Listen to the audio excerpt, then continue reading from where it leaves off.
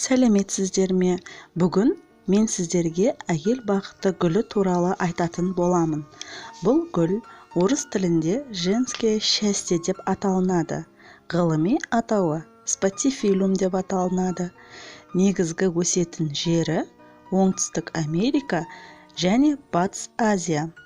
Әйел бақыты гүлі ылғалды және болоталы өзен сулардың жанында өседі. Халық арасында әйел бақыты немесе женское счастье атауымен өте танымал. Бұл гүлді қыз-келіншектер үйде өсіргенді жақсы көреді, және бұл гүлді біреуге сыйласаң, сонымен бірге бағың да кетеді деген ырымға да сенеді. Бұл әдемі гүлді ақ желкен деп те атайды. Олай атау себебі гүлінің ақ түсті болуынан. Спатифилум грек сөзінен аударғанда спати жапқыш, филум жапырақ деген мағынаны білдіреді. Қалай күтім жасау керек? Сол туралы айтып өтейін. Бұл гүл жартылай жарықты жақсы көреді. Солтүстік күн түспейтін терезеге қойсаңыздар болады. Тікелей күн сәулесі түсетін болса, онда жапырақтары күйіп қалады. Температураға келер болсақ, әйел бақыты гүлі жылыны жақсы көреді, бірақ өте қатты ыстықты көтере алмайды. Жаздың күндері 23-25 градустан жоғарыламау керек, ал қыстың күндері 16 градустан төмендемеу керек.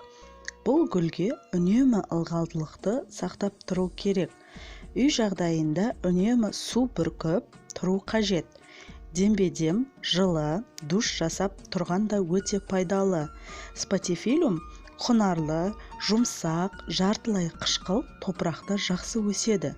Магазиннен арнайы топырақ сатып алып отырғызса да болады.